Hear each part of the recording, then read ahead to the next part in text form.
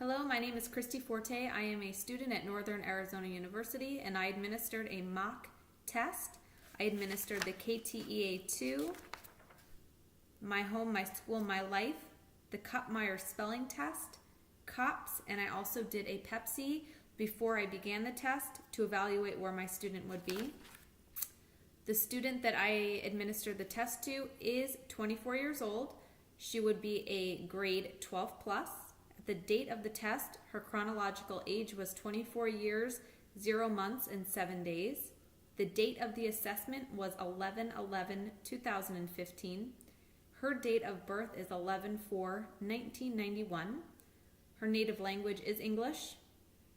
She is right-handed. And the test was administered at my home in the evening. She was on time for the test. A little background on my student.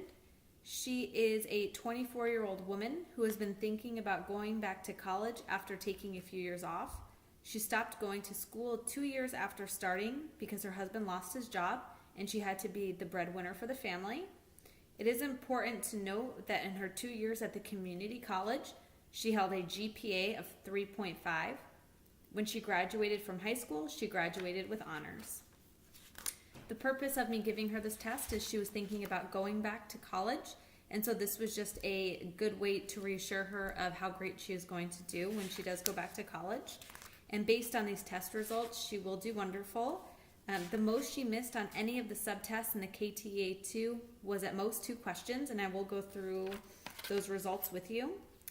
So for the KTEA2, the subtests administered were letter and word recognition, reading and comprehension, math concepts and application, math computation, spelling, listening comprehension, oral expression, nonsense word decoding. Isabella's letter and word recognition was in the 98th percentile. Only 2% of her peers were above her in this area, with an age equivalent of less than 19. She scored almost perfect in this area, which places her in an upper extreme for letter and word recognition. On the test, she missed 2 questions out of 99 questions. For math concepts and applications, she missed 1 question out of 83 questions. This placed her standard score at 122 and her percentile rank at a 93%, with only 7% of her peers above her. Isabella is at a 19-0, which is above average. On the spelling test, Isabella got all of the questions correct. This places her upper extreme and in the 97th percentile in this area. She missed 0 out of 60 questions on this subtest. For the reading and comprehension subtest, Isabella only got 1 question wrong, which placed her in the 96th percentile with only 4% of her peers above her. She is in an upper extreme in this area. She missed 1 out of 90 questions on the subtest. On the oral expression portion of the test, Isabella got all of the questions correct. This placed her in the 99.6th percentile and above average. She did not miss any questions on the subtest. As for the listening comprehension, she got all of the questions correct, which placed her in the 99th percentile and upper extreme range. She answered all 61 questions correct on this subtest. For the last portion of the subtest, she was asked to act out a part in a situation. And the situation was, the pool hours are from noon to 9 p.m. The park board wants to change them to 8 a.m. to 6 p.m. You feel strongly about this change, either for it or against it. You are standing outside of a supermarket collecting signatures on a petition, and I walk by. How would you persuade me to sign your petition? Her answer was clear and coherent. She began with getting the attention and introducing the situation. She requests action. She gives a reason or expresses an opinion. She sets up the situation and has a word count of 41 words or more. Based on these scores, she has performed extremely well. Of course, not missing more than 2 on any one of these subtests, and she maintained an above average on every subtest. The Pepsi that I did give her before, Pepsi stands for physical, physiological, social, and intellectual.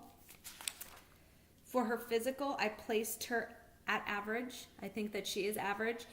She is of average normal height and weight. Her height is about 5'5". I would estimate that her weight is about 130 pounds.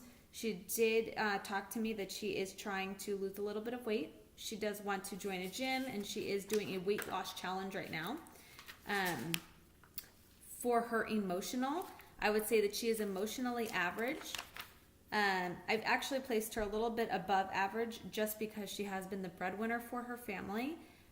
She was emotionally able to take time off of college to support her and her husband, and then also have the emotion to come back to college, which takes a lot.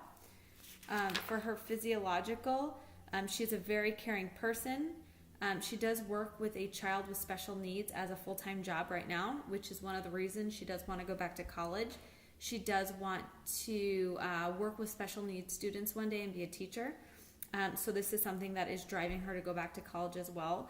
And I feel for somebody who works with somebody with special needs on a daily basis, she loves it. She loves giving her time to people, and she wants to dedicate her life to helping people.